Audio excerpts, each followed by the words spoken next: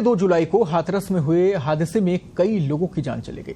भोले बाबा और नारायण साकार विश्वहरि के नाम से मशहूर सूरजपाल के सत्संग के दौरान मौत की ऐसी भगदड़ मची कि सैकड़ों जिंदगियां पल भर में काल के गाल में समा गई।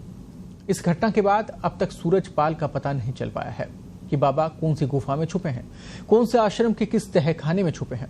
दरअसल बाबा के पास 1-2 नहीं बल्कि 24 आश्रम है, जबकि इसका 100 करोड़ रुपए का विशाल साम्राज्य है। भोले बाबा का नाम 2 जुलाई को चर्चा में आया था। इसके सत्संग के दौरान मची भगदड़ में 120 से ज्यादा जानें चली गई थी। बाबा सूरजपाल जाटव ने अपने लाखों भक्तों के भरोसे को सहारा बनाकर करोड़ों का साम्राज्य खड़ा किया।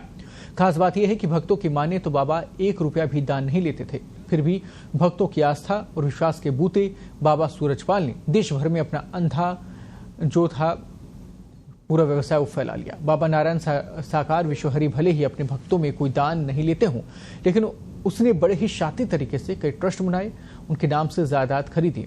इसके चलते खासकर पश्चिमी उत्तर प्रदेश समेत देश के कई राज्यों में बाबा ने महलनुमा आश्रम भी खड़े किए। बाबा के साम्राज्य की बात करें तो ये करीब 100 करोड़ रुपए के बताए जाते हैं। इसमें ज्यादातर अचल संपत्ति शामिल है जो बाबा द्वारा बनाए गए ट्रस्ट के जरिए खरीदी गई। देश भर में करीब 24 आश्रम होने का पता चला है। सूरजपाल सिंह जाटव ने 24 मई 2023 को अपनी सारी संपत्ति नारायण विश्वहरि ट्रस्ट के नाम कर दी थी।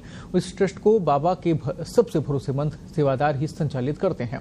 सूरजपाल उर्फ भोले बाबा खुद को दान से अलग रखते हैं, लेकिन ट्रस्ट के जरिए बेशुमार दान जुटाया जाता है। मैनपुरी आश्रम में लगे एक बोर्ड को देखें तो इसमें तमाम दानदाताओं के बारे में जानकारी दी गई है। इसमें 10,000 रुपए से लेकर 2.5 लाख रुपए तक का दान देने वाले दानकर्ताओं का जिक्र है। जो बात सामने आई है उसमें पता चलता है कि खुद के नाम संपत्ति नहीं खरीद कर बाबा स्थानीय लोगों को ट्रस्टी बनाता था। भक्तों के इस दान के जरिए बाबा ने आलिशान महलनुमा आश्रम खड़े किए, जिनमें से हर की कीमत करोड़ों में है। हालांकि आश्रम सीधे बाबा के नाम पर नहीं है। रामकुटीर चैरिटेबल ट्रस्ट की ओर से इसका निर्माण करवाया गया है।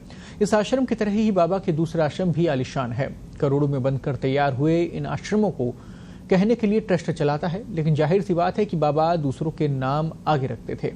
कानपुर के अलावा बाबा के मैनपुरी, बिधनू, इटावा, कासगंज और नोएडा में भी महल जैसे आश्रम मौजूद हैं।